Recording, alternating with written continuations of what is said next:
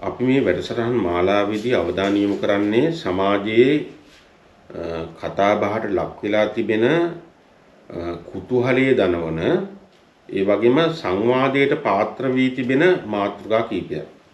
එවැනි මාතෘකාවක් තමයි අදත් මේ අවස්ථාවේ කතා කරන්න බලාපොරොත්තු වෙන්නේ.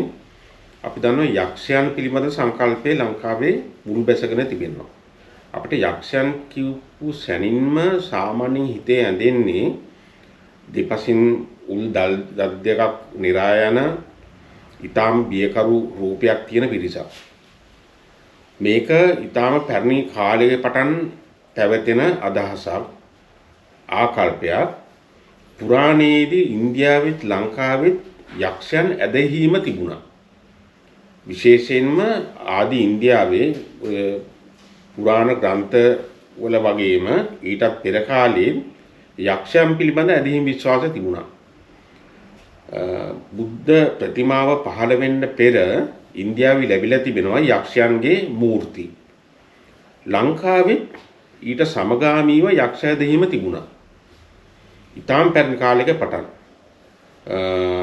අපිට හොඳම උදාහරණය හම්බෙන්නේ විජයගේ ලංකාවතරණයත් සමග විජය මෙහි පැමිණෙන විට ලංකාවේ හිටියේ යක්ෂ ගෝත්‍රිකයන්. ඔහු කුවේණි සමග විවාහ වෙනවා. කුවේණිය කියන්නේ යක්ෂ ගෝත්‍රික කාන්තාවක්. ඉන්පසුව කුවේණිගේ සහායෙන් යක්ෂයන් ඝාතනය කරනවා. මේ වගේ අපිට විජය කාලය ගත්තාම මේ වගේ වෘත්තාන්තයක් මහා වංශය ඇතුළත් වෙලා තිබෙනවා. විජයගේ ලංකාවතරණය ගැන සමහර අය ප්‍රශ්න කරනවා. මේක යථාර්ථවාදී ප්‍රවෘත්තියක් නෙවෙයි කියලා. නමුත් ඒක ඇත්ත නැත්ත කෙසේ වෙතත් මේ යක්ෂ ගෝත්‍රිකයන් පිළිබඳ මෙහි පදිංචි වී සිටීම පිළිබඳව අපිට තර්ක කරන්න හේතුවක් නැහැ. එහි පුරාවිද්‍යාත්මක සහ ඓතිහාසික සත්‍යතාවයක් තියෙනවා. මොකද ඇතුළු නුවර ගෙඩිගේ කරපු කැණීමකින් බගිනි යකිනියා කියන වචනේ තියෙන මැටි භාජනයක් හම්බෙලා තිබෙනවා. යක්ෂයන් මම මුලදී කිව්වා වගේ යක්ෂ ගෝත්‍රිකයන් ඒ නමින් හැඳින්වුවේ ඔවුන් යක්ෂයන් අදහපු නිසා. ඔවුන්ගේ දෙවිවරුන් හැටියට යක්ෂයන්. ඊළඟට අපිට මේ යක්ෂයන් ගැන ඊළඟ සඳහන් ලැබෙන කාලය තමයි මහා වංශයේ පණ්ඩුකාභය රාජ්‍ය සමයේ. පණ්ඩුකාභය රාජ්‍ය සමයේදී විශේෂයෙන්ම රජුරුවන්ගේ ජයග්‍රහණයට උරදීපු රජුරුවන් ජයග්‍රහණය කරා ගෙන ගිය වලවාමුඛී කියන දෙවඟන. ඇයි යක්ෂණියක්. ඒ වගේම කාලවේල කියන දේවතාව යක්ෂයෙක්. මොවුන් ඒ කාලේ ඇදහුවා. ලංකාවේ ප්‍රධාන වශයෙන්ම ඒ කාලේ ජීවත් වුණා කියලා පේන්නේ මේ යක්ෂ ගෝත්‍රික ජනතාව. සමහරෙකුගේ අදහසක් තියෙනවා මේක එක්තරා විදියකින් විද්‍යාත්මකවත් තහවුරු කරන්නට උත්සාහ කරනවා. අද අපි වැද්දන් කියන නමින් හඳුන්වන දේශීය ජනතාව ආදිවාසීන් මේ යක්ෂයන් කියන ගෝත්‍ර වලින් පැවතුණා කියලා. මීට පස්සේ මම අර කිව්වා වගේ මේ ගැන සඳහන් වෙන්නේ පණ්ඩුකාභය අවධියේදී. පණ්ඩුකාභය කාලයේදී මේ යක්ෂයන් සඳහා දේවාල ඉදි කරලා තියෙනවා. වලවාමුඛී වෙනුවෙන් දේවාලයක් ඉදි කරලා තිබ්බා. ඒක නිසා බොහොම පැහැදිලි මොවුන් දේවත්වයෙන් යක්ෂයන් ඇදහුවා. යක්ෂයන් අරබයා දේවාල කළා කියන කාරණේ. අපි දන්නවා ලංකාවේ ආදිවාසීනුත් යක්ෂයන් අදටත් අදහනවා.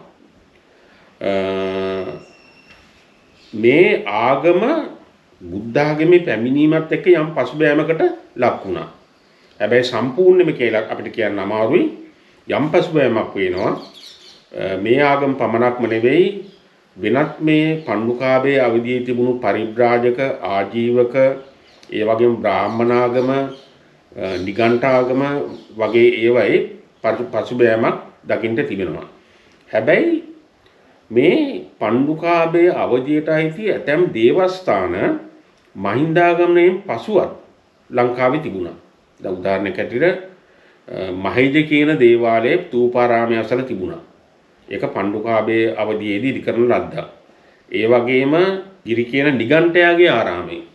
මේකත් ඓතිහාසික කාලයෙන් පස්සේ එහෙම නැත්නම් මහින්දාගමනයෙන් පස්සේ ලංකාවේ තිබුණා වලගම්බා රාජ්‍ය සමය දක්වාම.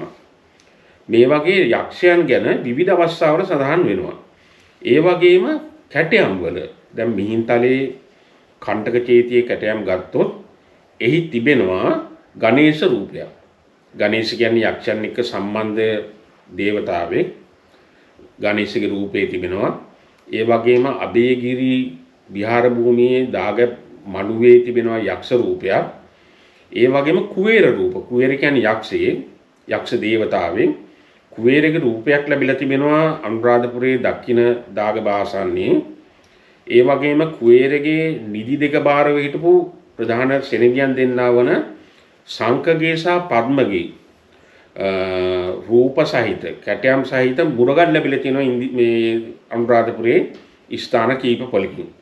මේ සියල්ලෙන් පේන්නේ මේ යක්ෂාගම බුද්ධ ආගමේ පැමිණීම සමගම යට යාම කියන එක වෙනුවට අපිට සිතන්න සිද්ධ වෙන්නේ ඒක తాවකාලික පසුබෑමක් තිබුණා. නමුත් ඒක අඛණ්ඩව අද දක්වා මේ යක්ෂාගම පවතින බව. මේකයි සාමාන්‍යයෙන් යක්ෂයන් හා සම්බන්ධ ප්‍රාග් බෞද්ධ ලංකාවේ තත්ත්වය සහ එම යක්ෂයන්ගේ ස්වභාවය. හැබැයි මේ යක්ෂයෝ මම අර මුලදීම සඳහන් කරපු විරූපී එහෙම නැත්නම් බියකරු වේශවලින් නෙවෙයි කැටේමට මූර්ති වලට නැගුවේ. ඊටාම රූමත් කඩවසම් කුමාරවරුන් හැටියට මේ යක්ෂ රූප කැටේමට සහ මූර්ති වලට නගා තිබෙනවා.